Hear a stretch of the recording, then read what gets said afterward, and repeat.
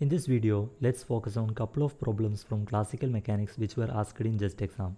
So this question here, it is from JEST 2024. Here we are given action S and we are asked to find the true statement regarding the dynamics of the system. So the first thing that you need to understand is action is defined as S is equal to integral Ti to Tf L dt, where L is the Lagrangian. So comparing with the format and the question and the action given in the question, we see that this thing here is the Lagrangian. So L is equal to Lagrangian L is equal to Q dot square plus alpha Q dot plus beta Q square Q dot.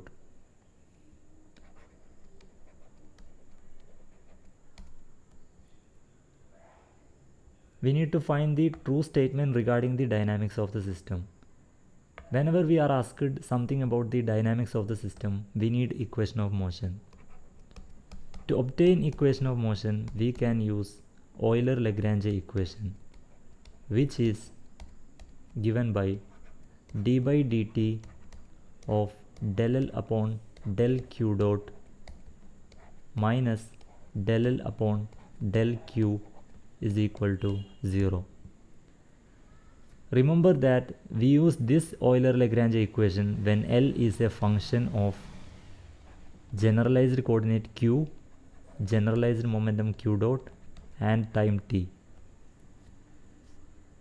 So if we find del L upon del Q dot, we get 2Q dot plus alpha Q plus beta Q square.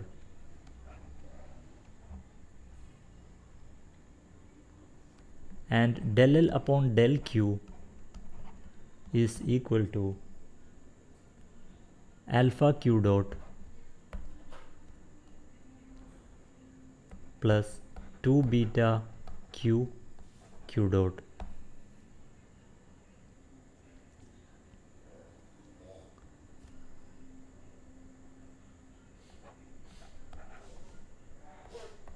Putting 1 and 2 in the Euler-Lagrange equation, we get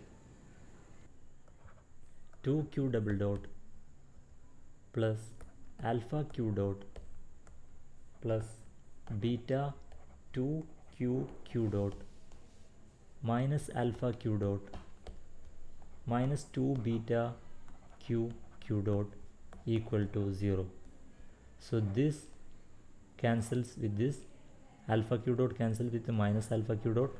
What remains is Q double dot 2Q double dot equal to 0. This implies Q double dot equal to 0. Clearly we can see that the final equation of motion does not contain alpha or beta. Therefore there is no alpha or beta dependence in the dynamics of the system. So the dynamics is independent of alpha and beta. This is the correct option. Let's do this question from JEST 2023, which is very similar to the earlier problem that we solved. Here also we are given S and we need to find the equation of motion of the particle. But the difference here is that here L, this L, it is not only a function of x dot, but it is also a function of x double dot. So there is a concept that you need to know. When L is a function of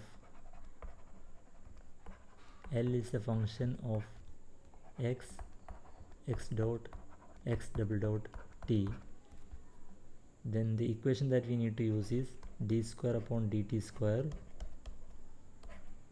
del L upon del x double dot minus d by dt of del L upon del x dot plus del L upon del X equal to 0. Del L upon del X double dot is equal to alpha X so d square upon dt square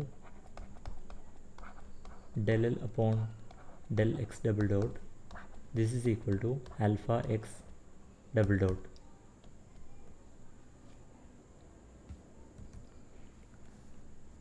And d by dt of del L upon del X dot, this is equal to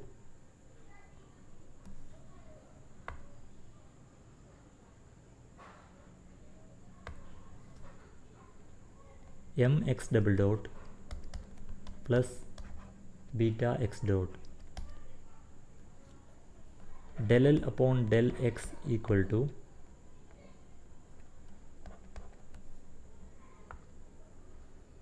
if you take partial derivative with respect to x, what you get is minus dv by dx. We write this as a complete differential instead of partial because v is only a function of x. V here, it is only a function of x, so we can write partial as complete differential. And when we take the derivative of this partial with this with respect to x, we get alpha x double dot, and from the fourth term we have beta x dot.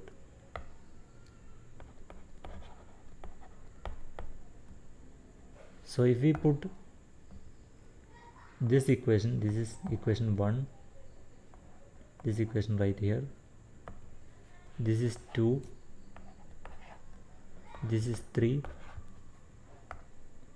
In the equation A, this equation, this whole equation, if you put 1, 2 and 3 in A, then what we get is alpha x double dot minus mx double dot minus beta x dot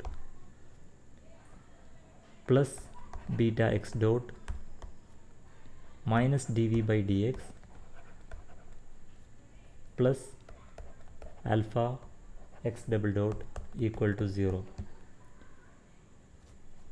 This implies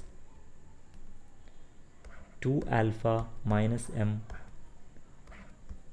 x double dot minus dv by dx equal to 0.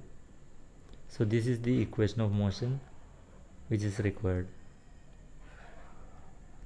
because these terms cancel and 2 alphas gets added up, and there is a minus m here with x double dot. So this is the final equation of motion. 2 alpha minus m x double dot minus dv by dx equal to 0.